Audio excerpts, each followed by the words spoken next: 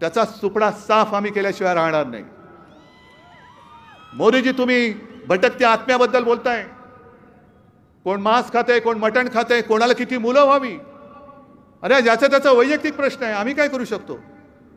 तुम्हाला राजकारणामध्ये मुलं होत नाहीत नेते म्हणून, आमच्यातले चोरतात त्याला आम्ही काय करू.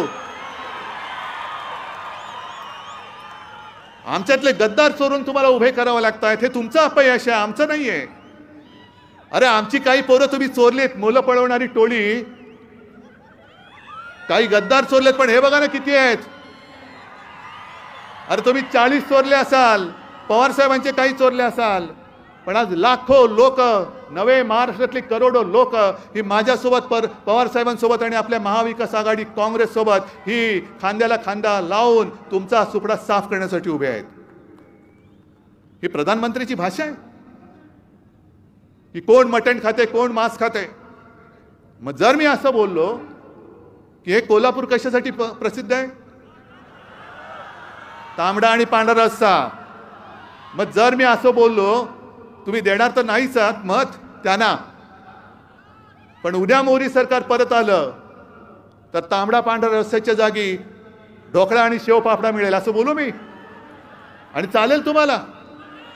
कोल्हापूर शेव आणि फाफडा, कोल्हापुरी ढोकळा नाही, कोल्हापुरी म्हणजे अस्सल तांबडा पांढरा रस्साच पाहिजे, झणझणीत.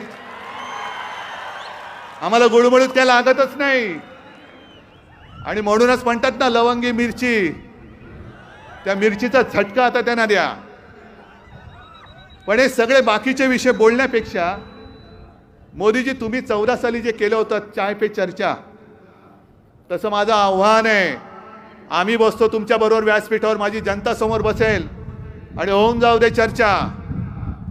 काय तुम्ही 14 साली बोलला होतात, काय तुम्ही 19 साली बोललात. अहो गायीवर बोलता तसं महागाईवरती का नाही बोलात. आज सगळे मुद्दे संपले.